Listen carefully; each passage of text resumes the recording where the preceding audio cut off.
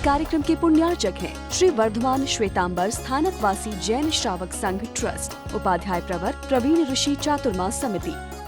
नवमी है, बड़ी प्यारी है, बहुत जरूरी है आज के जीवन में। घर में कोई भी आया तो उसका वेलकम होना चाहिए।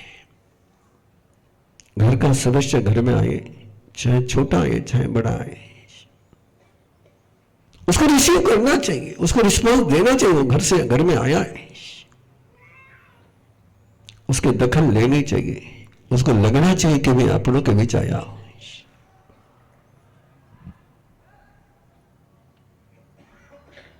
कोई टिप्पणी नहीं है, लेकिन आप जानते हो कि आज के परिवारों में घर में कौन आयो न कौन गयो, कोई किन्हें देखने वालों, रिसीव करने वालों, बाय बाय करने वाला कोई नहीं रहा।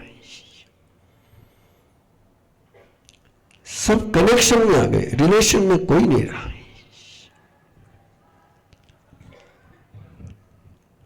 और आप सोचो, एक पल के लिए विजुअलाइज करो कि आप बहुत परेशान होकर के घर पर पहुंचे हो और घर की परंपराएं, घर में कोई आया है, घर का सदस्य, तो उसका स्वागत करना, वेलकम करना है। और वेलकम हो गया है, रिसीव किया है, थकान उतर जाएगी। आपने बहुत खुशी खुशी घर पहुंचे और घर में सब टीवी देखते बैठे हुए, किसी ने आपकी दखल ही नहीं ली, वो खुशी मुरझा जाएगी। अब उत्थानम, कोई सदस्य घर में आया है तो उसको वेलकम होना ही चाहिए। फिर कहूंगा कि छोटा कि बड़ा ये मत सोचना है। सदस्य केवल सदस्य, वो ना छोटा है ना बड़ा है। उसको वेलकम मिल जाए, उसको रिस्पॉन्स मिल जाए घर में आने का, तो जुड़ जाता है वो।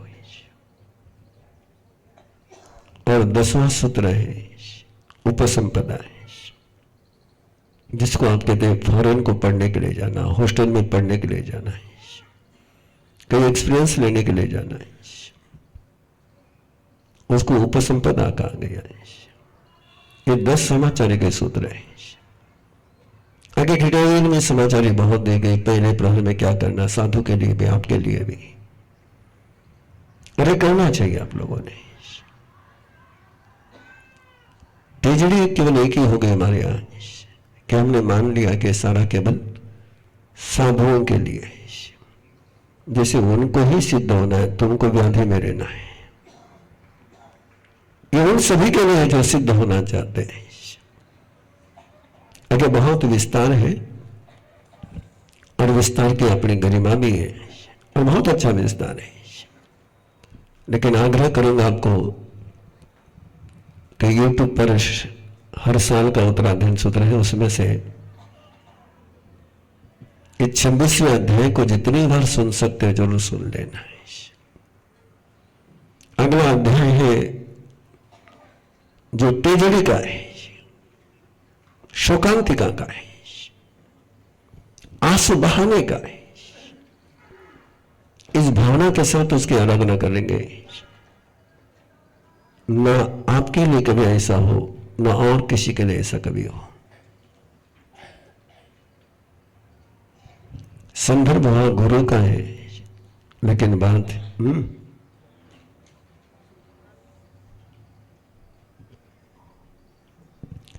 संदर्भ गुरु का है, लेकिन गुरु के स्थान पर कुटुंब प्रमुख को रख करके देखिए।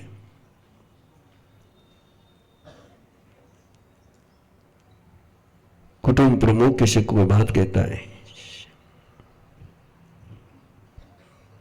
और घर में केवल उसको एक्सक्यूज सुनने पड़ते हो,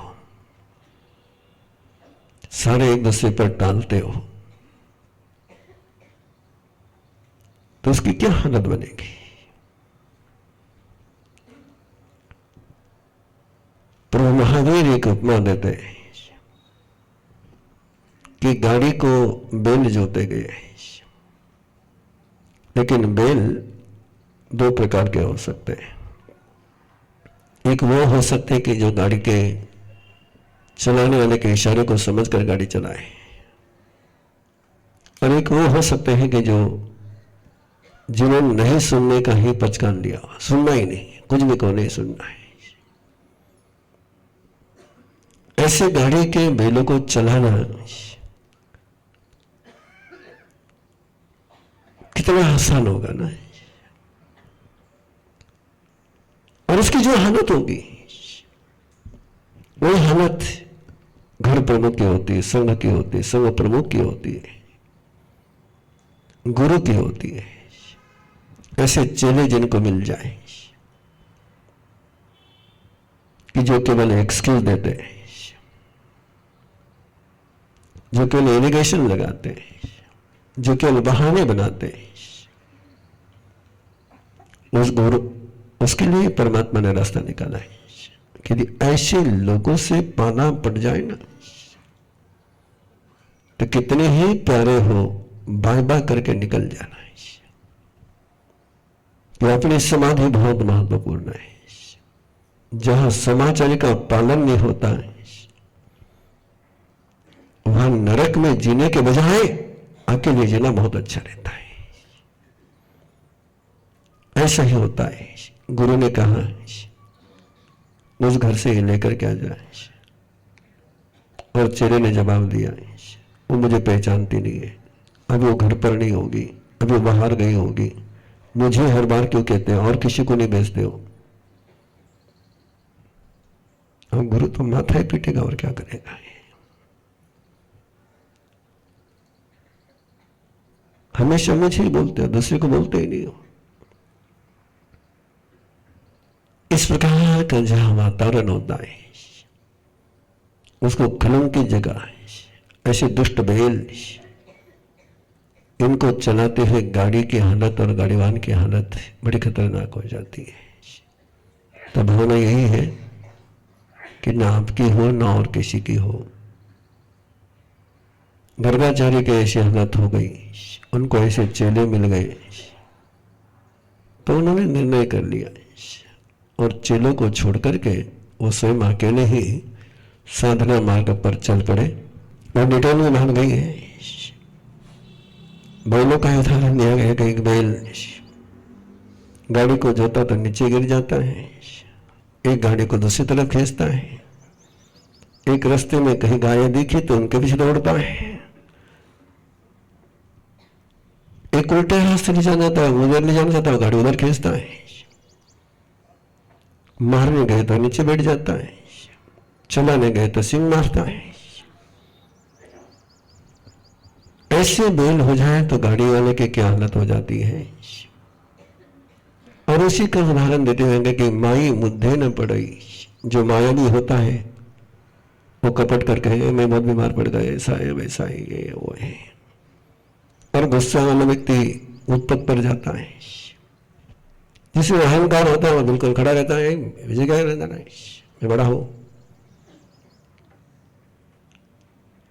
और जिसमें आवेश आता है वो किधर भी भाग पड़ता है, संकुल जैसा है। आचार्य सोचते हैं कि इनको सिखाया, पाशा, बड़ा किया और ये भी हेवी हो गए, तो मेरी आत्मा इनके कारण से परेशान हो रही है, तो इन शिष्यों से मुझे क्या लेना देना है। कि शिष्य होते हैं शिष्य के कल्याण के लिए ही नहीं, गुरु के कल्याण के लिए। सूत्र को पुनः एक बार याद रखना है। शिष्य के कारण से गुरु को समाधि मिलती है। शिष्य का कल्याण तो होता है, गुरु का भी कल्याण होता है। और इसलिए ये निरंतर कहा जाता है कि वे धन्य हो जाते हैं जिनको समाधि देने वाले लोग मिल जाते हैं। और जब ऐसा नहीं मिले तो परमात्मा प्रभु महावीर कहते हैं यदि तुम दूसरों के लिए समाधि का निमित्त नहीं बन सकते, दूसरे तुम्हारे समाधि के लिए कारण नहीं बन सकते हैं, तो असमाधि होती हो तो अकेले निकल जाना ये सबसे मंगलकारी होता है। ऐसा जीवन किसी का नहीं हो, ऐसी परिस्थिति किसी के लिए नहीं आई। इसलिए पहला सूत्र है, समाचारी जहां रहती है वहां ये कभी होता नहीं है, और जहां समाचारी होती नहीं है वहां इसके अलावा कुछ होता नहीं है। इसलिए प्रयास करिए, बड़ी श्रद्धा से आप आराधना में जुड़े हुए हो तो जीवन में परमात्मा के वरदान आ जाए और आपका जीवन मंगलमय हो, आपका परिवार मंगलमय हो। आओ, अगला है मोक्ष मार्ग गति। 3 शब्द है। मोक्ष का मीनिंग है समाधान, मोक्ष का मीनिंग है मुक्ति का एहसास, मोक्ष का मीनिंग है इनलाइटनमेंट, मोक्ष का मीनिंग है फ्रीडम, स्पेस, आकाश, और उसको प्राप्त करने का मार्ग है। 3 शब्द एक साथ है, मोक्ष, मार्ग और गति। केवल मंजिल होकर काम नहीं चलता, मंजिल पर ले जाने वाला रास्ता भी लगता है।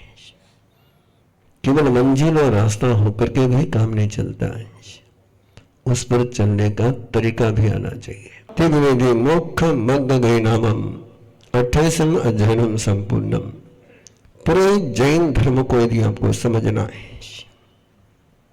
पूरे जैन दर्शन का पूरा तत्व ज्ञान यदि आपको अधिगत करना है, एक 28वें अध्याय का गहराई से अध्ययन कर लीजिए।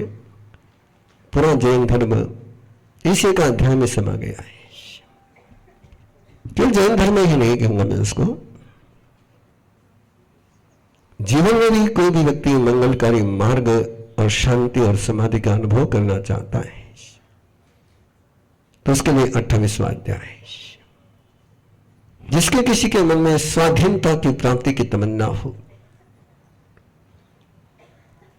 जिसको लगता है कि मुझे मेरा स्पेस मिलना चाहिए, जिसको ऐसा लगता है कि नहीं मैं बहुत बंधन में बंधा हुआ हूं, उसके लिए बंधनों से मुक्त होने की तमन्ना हो तो उसके लिए 28वां अध्याय। किसको कहते हैं मार्ग? नानम च दंसनम च चरितम च तवोता ऐसो मग्गोति पन्नतो। इतना ही मार्ग है, ज्ञान, श्रद्धा, चरित्र और तप। ये चारों जहां साथ में आते हैं उसको मार्ग कहते हैं। जैसे चाय किसको कहते हैं आप? केवल चाय पत्ती को?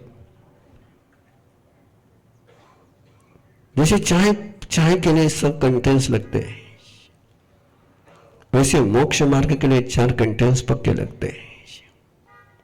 किसको कहते हैं ज्ञान? नानों ने जाने ही भाव है, जो विद्यमान को जानता है, जो अस्तित्व को जानता है, जो है उसको जानता है, वो ज्ञान है। एक बार चेक कर लीजिए आप स्वयं को, क्या आप किसको जानते हैं और आप कब परेशान होते हो? चिंता कब होती है? जो है उसको जानने से चिंता होती है कि जो नहीं उसको जानने से चिंता होती है? किसी ने जो काम किया वो जानने से गुस्सा आता है कि उसने जो काम नहीं किया वो जानने से गुस्सा आता है? जो मिला वो जानने के बाद समाधान होता है कि जो नहीं मिला वो जानने के बाद समाधान होता है? तो परमात्मा कहते हैं कि जो मिला है उसको जो जानता वो ज्ञान है, जो नहीं मिला उसको जो जानता वो अज्ञान है। जो है उसको जाने वो ज्ञान है। नाने ने जाने ही भावे।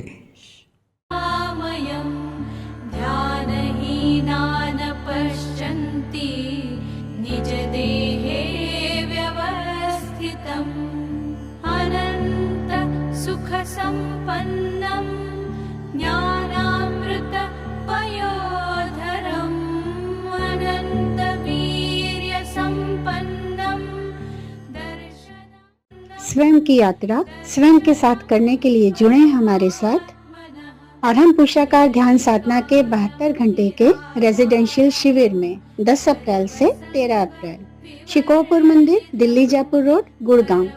अधिक जानकारी के लिए संपर्क करें 9310061391। सृष्टि के जन्म से भी पहले तेरा वास्ता था। कार्यक्रम संधि सभवम। मैं सपना सकेचा चेन्नई से अरहम गर्भ साधना की ट्रेनर हूँ। एजीएस की ट्रेनर बनने के बाद मैंने लाइफ का एक्चुअल मीनिंग जाना। मुझे मेरे जीवन का लक्ष्य, एक गोल मिला। आई हैव सिंगल किडनी, जिसकी वजह से मैं बहुत जल्दी थक जाती थी, पर देवगुरु कृपा और साधना के प्रभाव से इतनी एनर्जी मिलती है कि अब फुल डे चार्ज रहने लगी हूँ। गुरुदेव के बताए सूत्र अपनाए, जिसकी वजह से मॉर्निंग 5:30 से लेकर रात को 12 बजे तक मेरे सारे काम नेक्स्ट टू नेक्स्ट होते रहते हैं। थकना जैसे भूल ही गई हूँ, लाइफ को बैलेंस करना सीख गई हूँ। एजीएस में जुड़ने के बाद मेरे अंदर बहुत सारे चेंजेस आए। इन्फीरियरिटी कॉम्प्लेक्स की वजह से मैं बहुत इंट्रोवर्ट थी, पर अब शायद बहुत हद तक ओपन अप होने लगी हूँ। पहले बहुत डिपेंडेंट थी, पर अब इंडिपेंडेंट हो गई हूँ। जो 2 गली भी मैं कभी अकेले नहीं जाती थी। ड्राइविंग आती थी, पर गाड़ी को हाथ लगाने से डरती थी, बहाने ढूंढती थी अवॉइड करने के। पर आज जैसे गाड़ी के बगैर मेरा कोई काम ही नहीं चलता। पानी से मुझे बहुत फोबिया है, पर now at the age of 40 मैंने स्विमिंग क्लासेस ज्वाइन किए और स्विम करना सीख गई हूँ। कहने का तात्पर्य है, ये मेरे अंदर इतना कॉन्फिडेंस लेवल बढ़ा कि मैंने लाइफ को हर सिचुएशन को फेस करना सीख लिया है। मेरे फैमिली और रिलेशनशिप्स में काफ़ी सुधार रहा है। कई वर्षों की गांठें खुलने लगी है।